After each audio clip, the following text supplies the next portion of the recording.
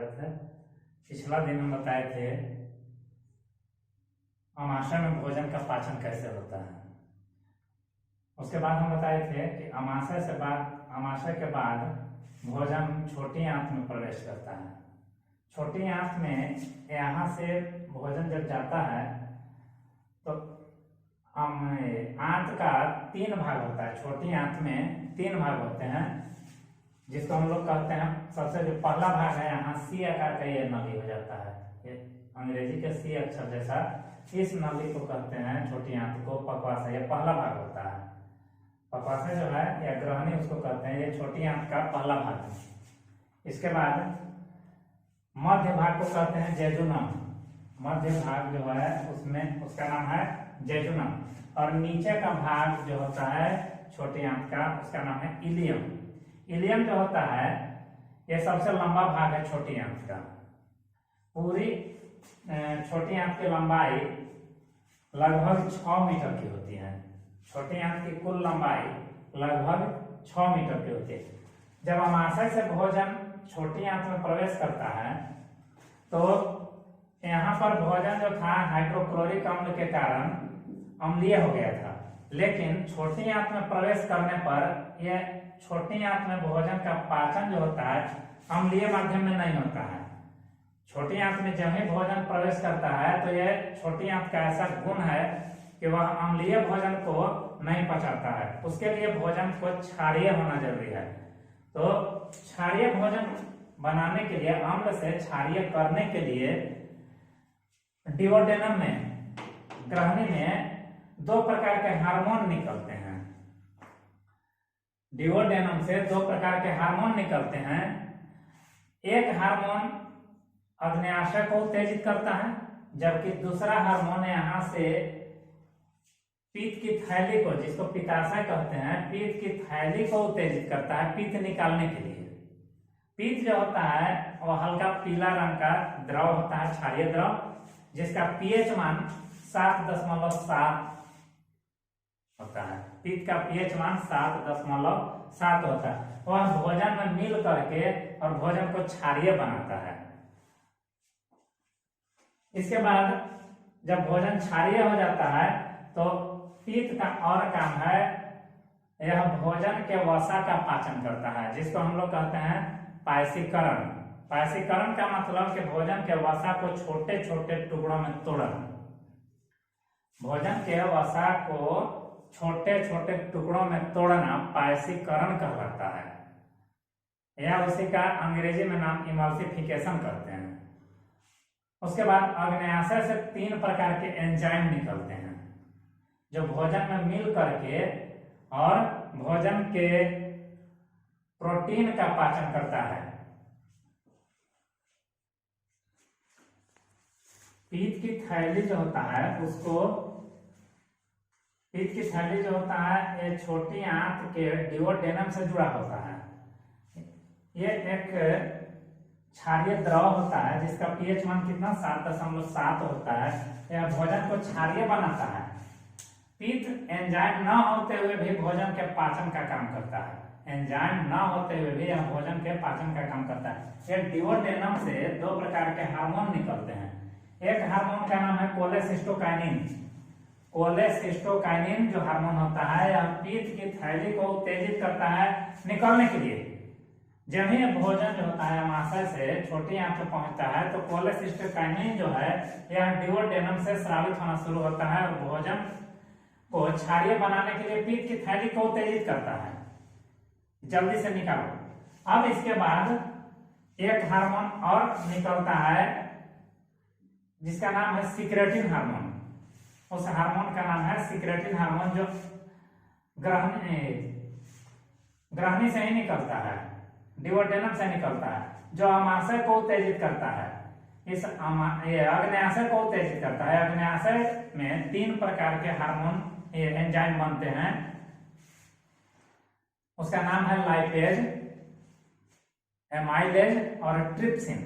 Lipase, amylase और trypsin, ये 3 प्रकार के हार्मोन एंजाइम निकलते हैं जो भोजन को पचाने का काम करते हैं, भोजन के कणों को पचाने का काम करते हैं। तो ये पीत जो होता है एक एंजाइम न होते हुए भी ये भोजन में वसा का पाचन करता है, जिसको कहते हैं वसा का पायसीकरण। अग्न्याशय को कोलेसिस्टोकाइनिन उत्तेजित करता है, तो उससे 3 प्रकार के एंजाइम निकलते हैं जो ग्रहणी में आकर एंजाइम भोजन का पाचन करते हैं। जिसमें पहला एंजाइम है लाइपेज। लाइपेज जो होता है पायसीकृत वसा को वसीय अम्ल और ग्लिसरॉल में बदलता है। जो पायसीकृत वसा था, जो वसा पीत तोड़ करके सरलीकृत किया था, उस पायसीकृत वसा को वसीय अम्ल और ग्लिसरॉल में लाइपेज बदल देता है। इसके बाद दूसरा हार्मोन निकलता है एमाइलेज। एमाइलेज जो होता है बचा हुआ जो कार्बोहाइड्रेट होता है, जो मुंह में भोजन का पाचन हुआ था कार्बोहाइड्रेट का, उसमें भी पूर्ण पाचन कार्बोहाइड्रेट का नहीं हो पाता है, कुछ कार्बोहाइड्रेट बच ही जाता है।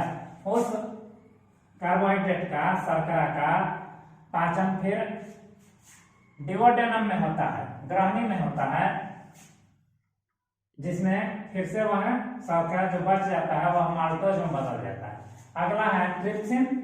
ट्रिप्सिन जो होता है आमाशय में प्रोटीन जो था वह पेप्टोन्स में बदल गया था, उस पेप्टोन्स को ट्रिप्सिन पेप्टाइड्स में बदल देता है। उस पेप्टोन्स को ट्रिप्सिन पेप्टाइड्स में बदल देता है। इस तरह से अग्न्याशय से जो एंजाइम निकलता है वह भोजन का पाचन का कार्य करता है। इसके बाद भोजन आगे बढ़ करके आंत के डिवोडेनम से जेजुनम में प्रवेश करता है। ये अग्न्याशय जो होता है यह एक पूर्ण ग्रंथि होता है जहां भोजन का पाचन होता है। यह एक प्रकार का ग्रंथि है। अग्न्याशय एक प्रकार का ग्रंथि है।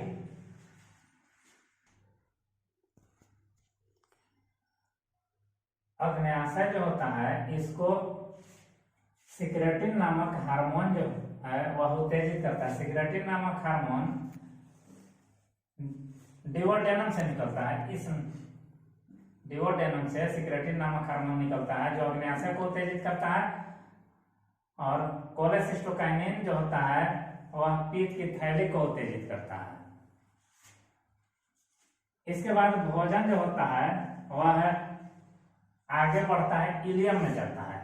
इलियम में भोजन का पूर्ण पाचन और पोषक पदार्थों का अवशोषण होता है। इलियम जो है छोटी आंत का पीछे का भाग है। इस इलियम में, छोटी आंत में रसायनकुर पाए जाते हैं जो अंगुलियों जैसा प्रवर्धक होते हैं। ये इस तरह का जो छोटी आंत है, इस तरह से इसमें इस तरह का रसायनकुर होता है, इस तरह से, ऐसे इस तरह का अंगुली जैसा ये प्रवर्धक है। ये प्रवर्धक जो है इसको दीर्घ रोम भी कहा जाता है, या रसायनकुर कहा जाता है, या अंग्रेजी में विली कहते हैं। अंग्रेजी में इसका नाम है विली, हिंदी में इसको रसायनकुर या दीर्घरोम कहा जाता है। इस रसायनकुर के कारण छोटी आंत का आंतरिक क्षेत्रफल काफी बढ़ जाता है। इस रसायनकुर के कारण छोटी आंत का आंतरिक क्षेत्रफल जो है वह काफी बढ़ जाता है।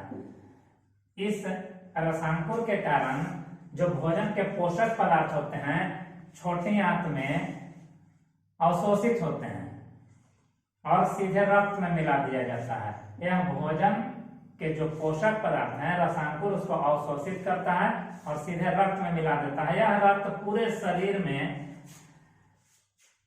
फैलकर नस के माध्यम से और कोशिका तक जाता है। यह कोशिका तक जाने के बाद वह कोशिका का विकास करता है। छोटी आंत में जब भोजन का पाचन जब पूर्ण होता है, यहाँ पर दीर्घरोम के द्वारा भोजन के पोषक पदार्थों को अवशोषित कर लिया जाता है, तो भोजन के कण और छोटे छोटे टुकड़ों में बढ़ जाते हैं, जिसको चाइल्ड कहते हैं। उसको क्या कहते हैं? चाइल्ड, CHYLE, चाइल्ड कहते हैं। तो 3 तरह का हुआ। पहला तो मुंह में जो बनता है लुब्धि, जो लार के साथ मिल जाता है, उसको बोलस बोलते हैं। आमाशय में जो भोजन लुगदी के रूप में बन जाता है और छोटा टुकड़ा में तो उसको काइम कहते हैं। और छोटी आंत में अगर भोजन और छोटा टुकड़ा में होता है तो उसको चाइल्ड कहते हैं। इसके बाद भोजन बड़ी आंत में पहुंचता है।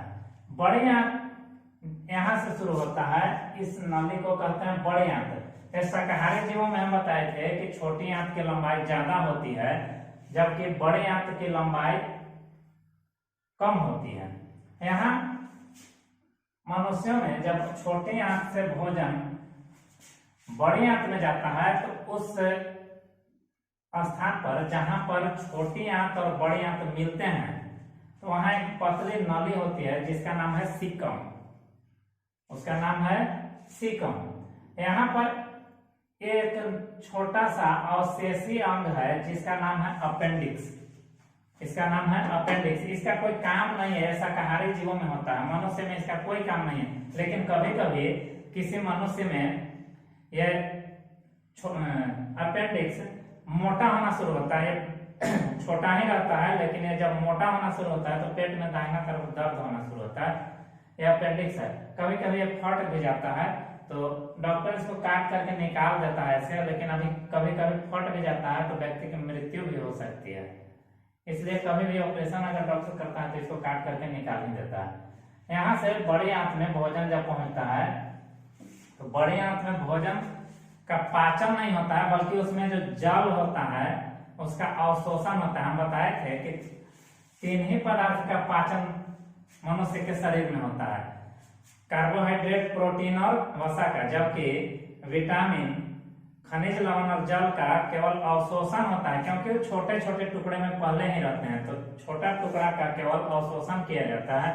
बड़ी आंत में जाने के बाद भोजन का अवशोषण होता है जल का, और यहाँ पर कोई पाचन नहीं होता है। यह बड़ी आंत जो है इसमें कोई पाचन की क्रिया नहीं होती है, केवल जल का अवशोषण होता है।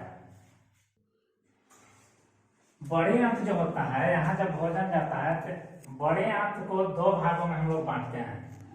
पहला बोलते हैं कोलन और दूसरा है रेक्टम। कोलन और रेक्टम। कोलन जो है यहाँ से ये सब कोलन है, यहाँ तक ये सब कोलन। तो कोलन में ये चूंकि ऊपर की ओर यहाँ से जाता है भोजन, यहाँ से जाना है ऊपर की ओर, तो इसको कहते हैं ऊपरी गामी कोलन। यहाँ से भोजन ऊपरी गामी चलता है ऊपर की ओर, इसलिए इसको ऊपरी गामी कहते हैं। अंग्रेजी में इसको एसेंडिंग कोलन, इसका अंग्रेजी नाम है एसेंडिंग कोलन। अनुप्रस्थ कोलन, अनुप्रस्थ कोलन यहाँ पर ये इसके समानांतर में चलता है इस तरह से, तो इसको अनुप्रस्थ कोलन, इसको अनुप्रस्थ कोलन कहते हैं। अनुप्रस्थ कोलन का अंग्रेजी होता है ट्रांसवर्स कोलन। उसके बाद है यहाँ से नीचे की ओर फिर जाता है, इसलिए इसको कहते हैं अधोगामी कोलन, इसको अधोगामी कोलन कहते हैं। और यहाँ से फिर मुड़ जाता है तो इसको कहते हैं अवग्रह कोलन, जिसको अंग्रेजी में सिग्मॉइड कोलन कहते हैं। तो 4 प्रकार का हुआ कोलन, उसको बांटते हैं 4 तरह से। पहला एसेंडिंग कोलन, दूसरा ट्रांसवर्स कोलन, तीसरा descending colon. Ascending colon, transverse colon, descending colon और सिग्मॉइड कोलन, ये 4 तरह से। ये कोलन का ही आगे का भाग जो होता है मलाशय कहलाता है, जिसको अंग्रेजी में रेक्टम कहते हैं, और ये गुदा, जिसको अंग्रेजी में एनस बोलते हैं। छोटी आंत जो होता है, छोटी आंत में आंत्र रस स्रावित होता है। उस आंत्र रस को अंग्रेजी में कहते हैं सकस एंटेरिकस। आंत्र रस को अंग्रेजी में कहते हैं सकस एंटेरिकस। इसमें 4 प्रकार के आंत्र रस में 4 प्रकार के रस स्रावित होते हैं, जिसमें है पहला है इरेप्सिन, सबसे प्रमुख यही है। ये बाकी तो जो है माल्टेज, माल्टोज को ग्लूकोज में बदलता है, सुक्रेज, सुक्रोज को ग्लूकोज और फ्रुक्टोज में बदलता है, लैक्टेज, लैक्टोज को ग्लूकोज और गैलेक्टोज में बदलता है। लेकिन ये जो है इरेप्सिन, इरेप्सिन पेप्टाइड्स को एमिनो अम्ल में बदलता है। ये सवाल हमेशा पूछता है कि छोटी आंत में जो आंत रस स्रावित होता है उसमें इरेप्सिन क्या करता है, तो ये पेप्टाइड्स को, जो आमाशय में जो प्रोटीन था वो पेप्टोन्स में बदल गया था, और अग्न्याशयिक रस के द्वारा पेप्टोन्स जो था वो पेप्टाइड्स में बदल गया था। लेकिन यहाँ छोटी आंत में इरेप्सिन के द्वारा पेप्टाइड्स जो है एमिनो अम्ल में बदल जाता है। इस तरह से ये जो है सबसे ज्यादा पूछता है परीक्षा में, इरेप्सिन क्या करता है, पेप्टाइड्स को एमिनो अम्ल में बदलता है। मतलब प्रोटीन का जो पाचन होता है वह अमाशय से शुरू होता है और छोटी आंत तक आता है।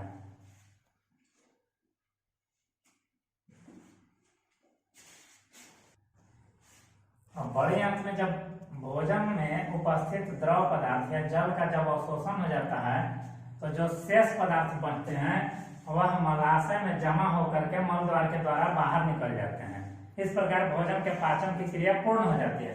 पाचन की क्रिया जो होता है वह 5 चरणों में पूर्ण होता है। पहला है अंतर्ग्रहण, जिसमें अंतर्ग्रहण का मतलब होता है कि भोजन को मुंह के अंदर ले जाना, जिसे इंजेक्शन कहते हैं। दूसरा है पाचन, भोजन को पचाना, पाचन कहलाता है, डाइजेशन कहते हैं। तीसरा है अवशोषण, भोजन के पोषक पदार्थों का अवशोषण करते हैं, एब्जॉर्प्शन करते हैं उसको, पाचन। चौथा है स्वांगीकरण, स्वांगीकरण कहते हैं, एसिमिलेशन कहते हैं इसको अंग्रेजी में। स्वांगीकरण का मतलब होता है कि भोजन से हम लोग ऊर्जा की प्राप्ति करते हैं। कोशिका में जाता है वह भोजन और उसके पोषक पदार्थ, और वहां हम लोग ऊर्जा की प्राप्ति करते हैं, जिसके चलते भोजन करने के कारण, यह स्वांगीकरण की क्रिया के कारण ही हम लोग को ऊर्जा की प्राप्ति होती है, हम लोग कोई काम करते हैं। इसके बाद है जो अवशेष पदार्थ बन जाते हैं भोजन के, उसको मल के रूप में बाहर कर देते हैं। छोटी आंत में 2 प्रकार के एमिनो अम्ल होता है, जिसका नाम है इंडोल और एस्केटोल। एस्केटोल और इंडोल नाम का 2 एमिनो अम्ल जो होता है वह भोजन में मिल जाता है, जिसके कारण मल में दुर्गंध होता है। उसका नाम है इंडोल और एस्केटोल।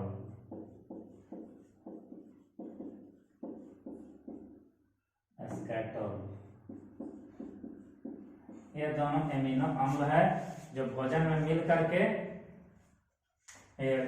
पाचन में मिल करके छोटी आंत में, और उसमें दुर्गंध पैदा करता है मल।